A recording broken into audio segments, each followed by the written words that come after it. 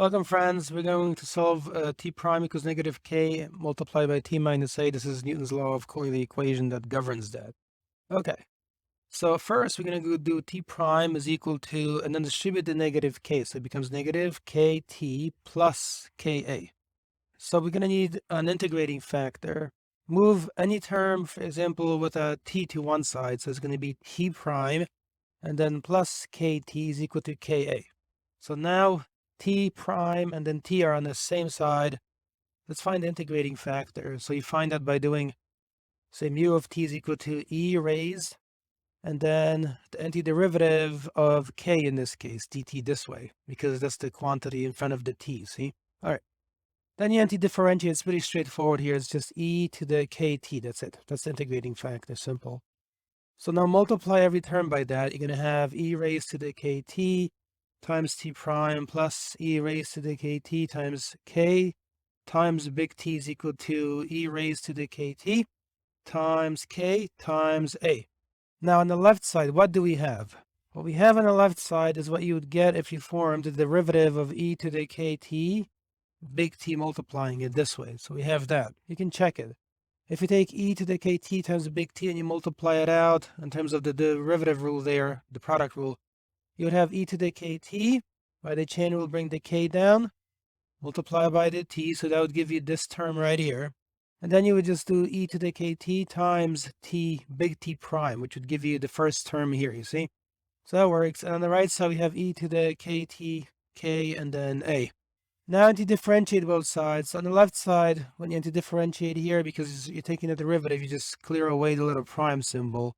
You just end up with e to the kt and then big T. On the right side, you're going to have the antiderivative. With respect to t, the k and a are constants, so just put them outside this way.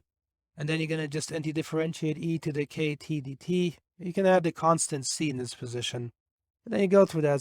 All right, then we have e to the kt. As big T is equal to ka.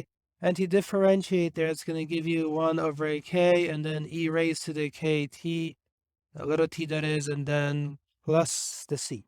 You can check that this is the antiderivative there, because if you differentiate by the chain rule, you're going to get e to the kt back. You should check it though. All right, continue down below. So it's going to be e raised to the kt, and kt little big T is equal to ka. And then e raised to the kt. And notice that this k right here in this position will cancel with the k in this position. So that means that that term will have no more k in it, okay? So this k cancels with this k. And then you have plus t left over. And now you just divide everything by e to the kt, which you're allowed to do. E to the kt is never equal to 0, you see? So e to the kt is not equal to 0 ever. If you have trouble understanding that, look at some basic graphs. Okay, plug in some values. So imagine k has 1 as the value. So you're going to have e to the 1 times t, see? It looks like this is a function. You see it's never equal to 0. It goes towards 0, but it's never equal to 0. Okay, plug in a negative value for k, e raised to the negative 2, for example. So k is negative 2. Okay, that looks like this. Again, here, this graph approaches the y-axis, but it's never actually equal to. Okay, that looks like this. Again, here, this graph approaches the y-axis. So we're going to have e to the kt divided by e to the kt times big T. So that's going to give you 1t.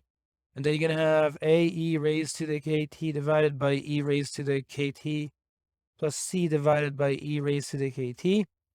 Then you continue. On the left side, this is just 1. So you're going to have t is equal to a. Again, e to the kt is just 1. That just leaves a, in other words. And then plus c.